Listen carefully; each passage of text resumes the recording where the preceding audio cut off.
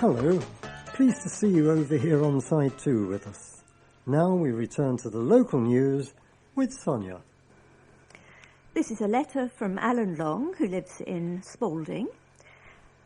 This is the 50th anniversary of the formation of the Mark I version of the Moody Blues, namely Denny Lane, Clint Warwick, Ray Thomas, Mike Pinder and Graham Edge.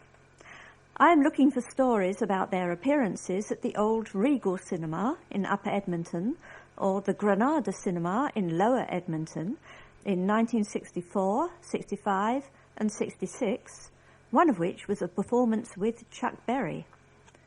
That was before Justin Hayward and John Lodge replaced the departing Clint Warwick and Denny Lane in 1966. Did you go to any of the Moody Blues concerts around the time of Go Now in 1964 or 65? Do you have any photos, autographs, ticket stubs, programmes, or anything connected with them during the period in question? Were any reviews of their shows done in the Old Edmonton or Tottenham Weekly Herald newspapers, or a pop music newspaper like Disc and Music Echo, Melody Maker, New Musical Express, etc.? And would you have kept a scrapbook of these performances? If you do, may I please ask you to contact me by emailing veterancosmicrocker54 at yahoo.co.uk. veterancosmicrocker54 at yahoo.co.uk. I am not related to any Moody Blue past or present, and I am not a publisher or looking to print up anything I receive from you. I do, though, want to share with other like-minded Moody Blues fans around the world on a couple of websites about them. Anything you can help with will get you a name credit only. There are very few stories from these early Moody Blue years in terms of news, reviews, photos, programmes, etc. If you can help me fill the gaps from 1964 to 66 in the Edmonton area specifically and the Enfield area generally, then I would be eternally grateful for any help. As a lifelong Moody Blues fan, I thank you very much for any assistance, ideas, suggestions, recommendations about my small project. Environmental activists facing eviction from the Cat Hill housing development told a judge last week that they were there to observe and record law-breaking by developers. Appearing at Barnett County Court on Thursday, the occupiers, who set up camp at the former Middlesex University campus in Cockfosters last month, convinced Deputy District Judge Kenneth Arnold to delay his decision on a possession order requested by Housing Association London and Quadrant. L&Q had its application to build a 231-home housing development on the site approved in March last year, despite a hard-fought campaign by residents, leading to the first application being rejected by Enfield Council in 2012. The activists, who are members of the same group that successfully reopened the Axe Friern Barnett Library in 2012, have formed an alliance with members of the Save Cat Hill campaign. When work on the development began in February, residents first formed a blockade to stop trucks and other vehicles entering the site before establishing a permanent protest on a grass verge outside the site, which has since been boosted by the occupiers. Representing the company in court, barrister Sam Phillips told the judge the occupiers represent a health and safety risk to the continuing work that is being undertaken. There is no legal right or licence to remain, and their presence there is creating significant financial risk if the works are delayed on the property. However, speaking for the occupiers, Donovan Volk denied their presence presented any risk, pointing out they had set up a camp in a protected wooded area which the developers are prohibited from reaching or developing. Mr. Volk said the squatters were responding to the concerns of the residents in the area, who noted various violations, infractions, law-breaking on the part of L&Q developers to the detriment of wildlife. He added, "I believe there are reasons to be on the land, to observe rule-breaking on the part of L&Q. it is equivalent to emergency services going on land that they do not own in order to investigate crimes.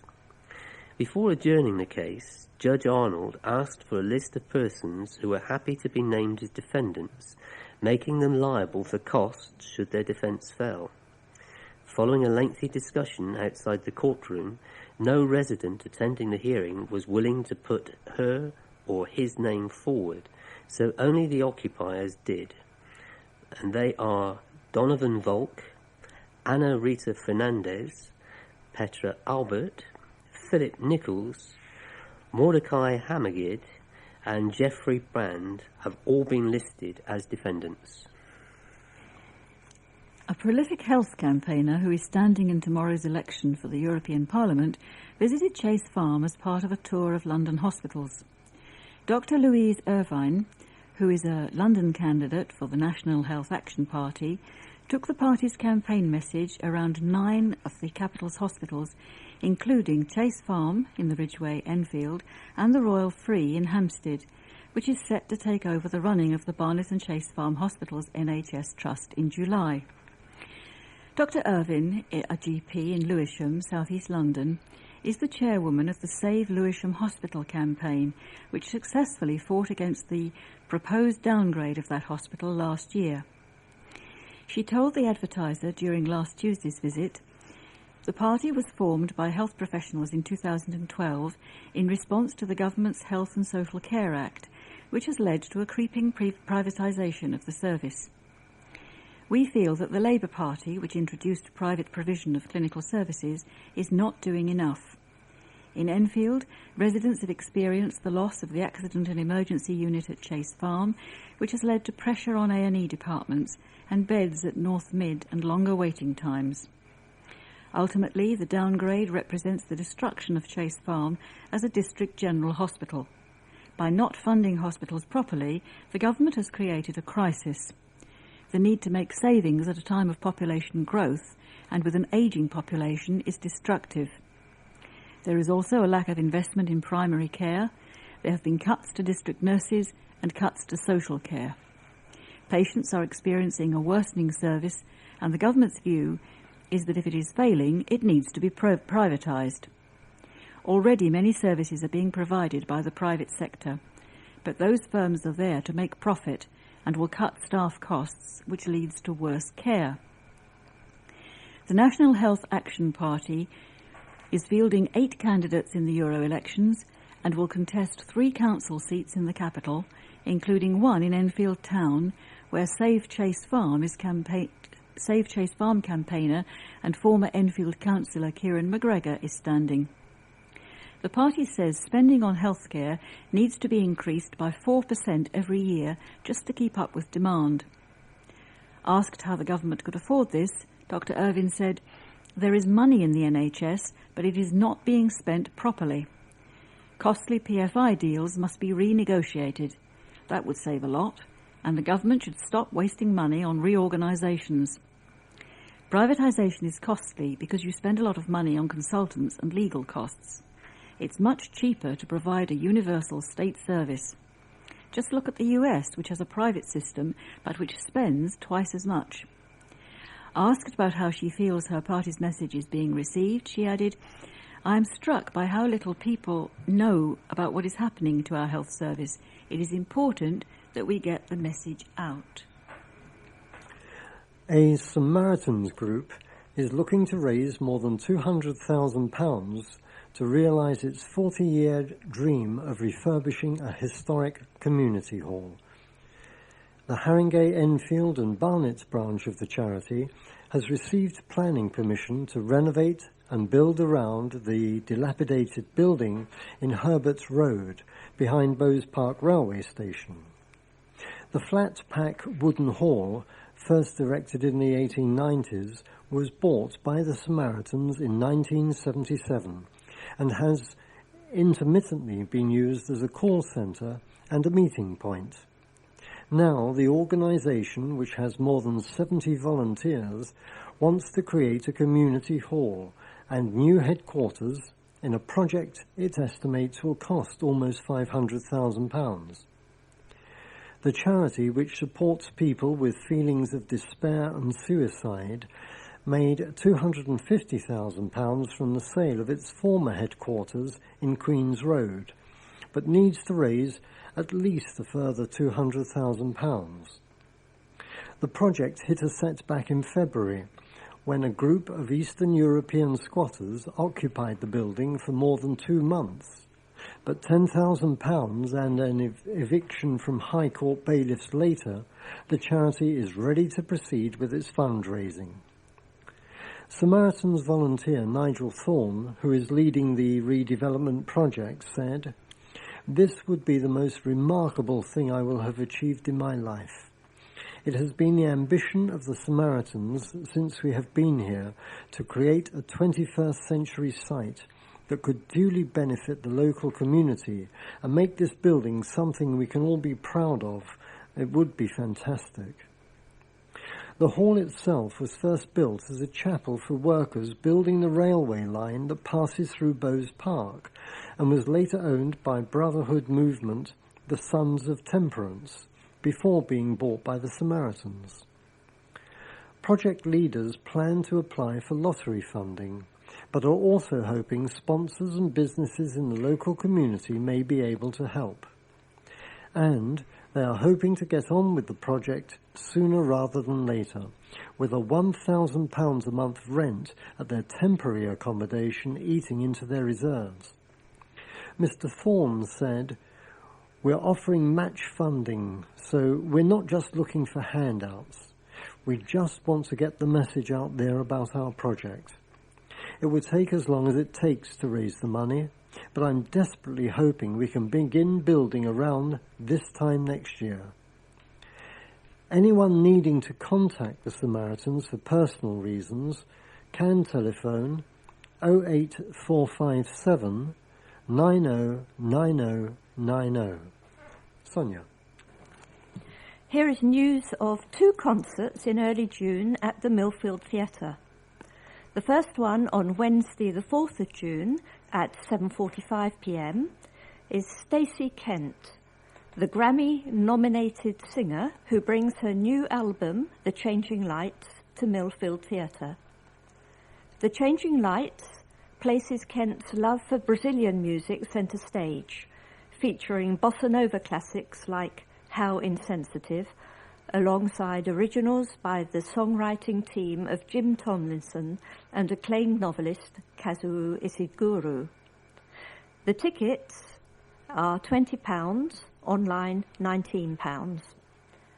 And the second concert is 2 days later on Friday the 6th of June, a rock and pop concert by The Reflections, which is an all-star band comprising musicians from the Moody Blues, the Hollies, the Manfreds, the War of the Worlds, and 10cc.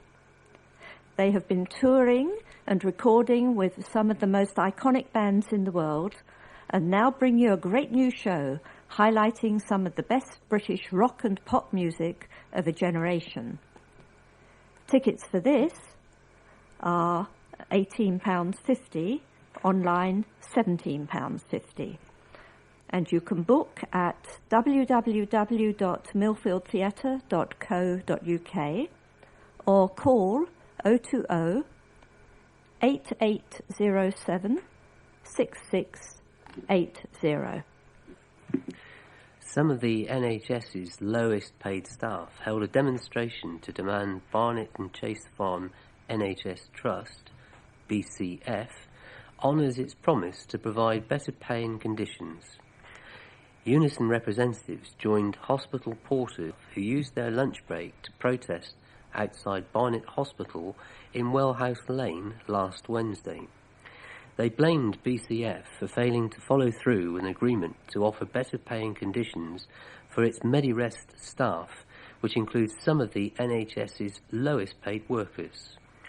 Derek Hellier, the Unison representative for Barnet and Chase Farm, said the Trust completed the first phase, which saw staff put onto standard pay bands, before calling a halt to the rest of the plans. He said, Phase 2 was supposed to look at things like overtime, enhanced and unsocial hours, and Phase 3 was looking at annual leave and sick pay. But in 2011, they chose not to pay it because they were in deficit. Our argument is that instead of wasting public funds, pouring money down the drains, they could have honoured the agreement to pay their lowest paid staff. Phil Wheeland, who has worked as a porter at Chase Farm Hospital for 4 years, said, "We're working on a flat rate for everything. We do, including Christmas Day and bank holidays and no sick pay. We work really hard, and porters are really proud of what they do. It's more than pushing people from A to B. We build relationships with people. We see life and death, happiness and sadness, and sometimes that can affect us as well. It's a beautiful job, but staff should be honoured for the hard work they do." BCF and MedRest released a statement which said they are in ongoing discussions with Barnet, Enfield and Haringey Mental Health Trust and Unison, and that no services were impacted during the demonstration. The statement adds, "Regarding the use of consultancy staff, the Trust is committed to working cost-effectively. Occasionally there are areas where external support is necessary, such as to support a specific project. This may be caused by the Trust being unable to free up internal staff because we continue to have a responsibility to maintain business as usual, or there is also some highly specialised and short-term work in areas where we simply lack the in-house expertise. In such cases, the Trust will procure external consultancy using best practice guidelines with clear key performance indicators that the provider must deliver against to ensure value for money." Chas and Dave are back with a new album and a legion of new fans. Chas Hodges recalls, "Edmonton Services Club, that's where my mum Daisy used to play the piano in a little band with Frank on the drums and Fat Fred on the accordion. It's where I sung my first song, a Pat Boone number called Why Baby Why. I was really nervous, but it went down good, so I was really pleased." Chas has come a long way since that night in the mid-1950s, but he hasn't forgotten his roots and is returning to the club this weekend to do a charity gig in aid of WaterAid. The place is still there with its little stage. Some of your readers might remember it, and hearing my mum play there every week, says Chas, now 70. Chas was born in North Middlesex Hospital in Edmonton in 1943 and attended Eldon Road Junior School in Lower Edmonton and then higher grade school in Upper Edmonton. His mum Daisy supported Chas and his older brother Dave by playing the piano in clubs and pubs around North London and encouraged Chas to take up the guitar when he was 12. He started out playing in skiffle bands aged just 13. "The first song I ever recorded was," and here he breaks into song, Railroad Bill, he never works and he never will," the old Lonnie Donegan ditty that features on Chas and Dave's 2013 album, That's What Happens, their first studio album in 18 years. The album sees Chas and Dave Peacock going back to their roots, the music they were listening to and playing as youngsters before they knew each other, when Chas was in Edmonton and Dave in Ponders End. "It was the producer Joe Henry's idea," explains Chas, "and me and Dave were up for it. I put Railroad Bill on there. That was a bit of a blast from the past. It's nice to redo some of the stuff we were doing back when we were kids. The whole album has turned out good. We're pleased and proud of it." Chas quotes his musical heroes as being his mum Daisy and Jerry Lee Lewis, who he went to see in concert in 1958. "He came to play the Edmonton Regal, and that's when I vowed I've got to learn the piano," Chas remembers. Chas was playing the bass guitar at that point and turned professional when he was 16, going on tour as the bassist for Jerry Lee Lewis on his British and European tour in 1963 and supporting the Beatles in 1966 with his then band Cliff Bennett and the Rebel Rousers. Chas formed the duo that has made him famous with Dave Peacock in 1972, and Chas and Dave started life touring London and Essex playing all the pubs and clubs that would have them. We used to travel in Dave's Mini, Chaz laughs, with our little amp in the back, and we built it all the way up from there. Things have changed quite a lot since then. Our last big gig last month was selling out the Royal Albert Hall. Over the years, Chaz and Dave have played with all the musical greats, including legendary guitarists Albert Lee and Martin Taylor, pianists Jules Holland and Hugh Laurie, and Buddy Holly drummer Jerry Allison, all of whom appear on the new album. They have put out singles and albums ever since the 70s, but enjoyed something of a renaissance in the 2000s, with the Libertines declaring they were fans, giving the duo newfound credibility, and playing Glastonbury in 2005 being one of the proudest moments in Chaz's life. The duo has won a legion of new young fans in recent years, and Chaz says the majority of audiences at their gigs are now in their 20s. We're getting new fans all the time. It keeps us invigorated. It's like we've just started. And Chaz Hodges plays the Edmonton Services Club, Hertford Road, Lower Edmonton, on Saturday, May the 24th. Chaz and Dave play the Saturn stage at Sonisphere, Nebworth Park, on Saturday, July the 5th. Details from Chaz and Dave, spelt CHASNDAVE.net. Wow. I did like your Chaz impression, Jenny. Can you do Dave? A new learning resource centre has been opened to improve reading skills for students at an Edmonton school. The centre, based at Nightingale Academy in Turin Road, Edmonton, was opened by Enfield Southgate MP David Burrows.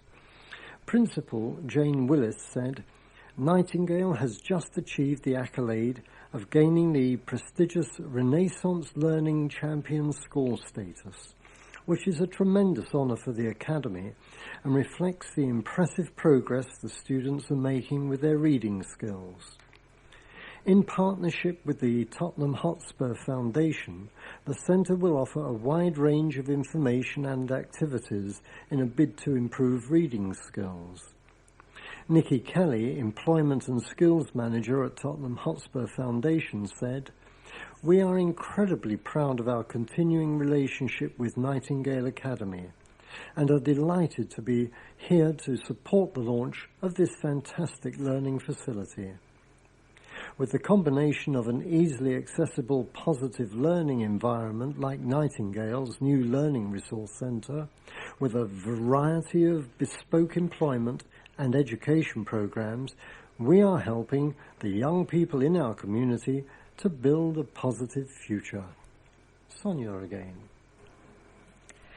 Enfield Town Football Club are launching a community share issue in order to raise money to help ensure their financial future and help the towners to achieve its vision of being an inclusive club for all and a social centre for the community. The launch of the community share issue takes place on June the 4th at 7:30 p.m. in Butler's Bar at the QE2 Stadium. There will be a number of speakers, including a representative of Supporters Direct, the government-backed umbrella organisation set up to support and assist communities looking to gain influence in the running and ownership of their clubs. Currently, there are more than 30 professional and amateur clubs in England owned and run by their supporters, and Enfield Town were one of the first upon their formation in 2001. Club chairman Paul Millington said, "We are a very ambitious club, and in order to develop to the next level, we must get better value for money from our regular income and running costs. In particular, we must aim to pay for the QE2 Stadium Bar Cafe, refining existing loans and put together a capital fund for future projects as quickly as is feasible." Millington added, "We have been lucky to have had such a great dedicated fan base and committed sponsors since our formation in 2001 and have come a long way in a short space of time. But we are ambitious and now want to push the club on to the next level. More importantly, we want to be able to develop our teams and facilities and grow the club in a sustainable way. One 2014 to 2015 initiative is a feasibility study into additional bar space. Raising capital through community shares is becoming more common in football, offering a real alternative to the way it is run and financed, with genuine benefits to local communities. James Matthey of Supporters Direct said, "We think that football clubs like Enfield Town work well being owned collectively by the communities that support them. Enfield Town FC has had great success since reforming in 2001, and with the move to QE2 Stadium, they have a chance to really build the club in the community. The community share issue is a chance to widen the interest in the club and its facilities to ensure the club continues to grow sustainably. Community share schemes have been successful for other clubs, such as FC United of Manchester, Wrexham and Portsmouth. Full details of the Enfield Town scheme, which has an initial target of £100,000 and will run for a year, will be unveiled at the launch evening next month. Enfield have also been shortlisted for the FA Charter Standard Community Club Award after scooping the regional award. The Towners beat off competition from 8 other Middlesex sides and are now included on the shortlist for the national award. National winners will be announced at the FA's Community Awards ceremony, which will be held at Wembley Stadium in August. And just to let you know, the Enfield Talking Newspaper annual general meeting will be held on June the 16th this year at Park Avenue, Enfield. If you require transport, please contact Diane de Jersey, your listeners' representative, on 0208 805 6578. She'll be pleased to help you, and we look forward to seeing you there. We have now reached the end of our programme for this week. Thank you for listening. So, from the team of Jenny, Sonia, Phil, myself, and Ian on the controls, it's goodbye. Goodbye. Goodbye. Please remember to turn over the address label in your postal packet. Put the cassette into the packet and return it to us as soon as possible, in readiness for the next edition. Don't forget you can call Diane de Jersey regarding any help you may require in connection with Enfield Talking Newspaper. The Enfield Talking Newspaper will be with you again in 1 week's time.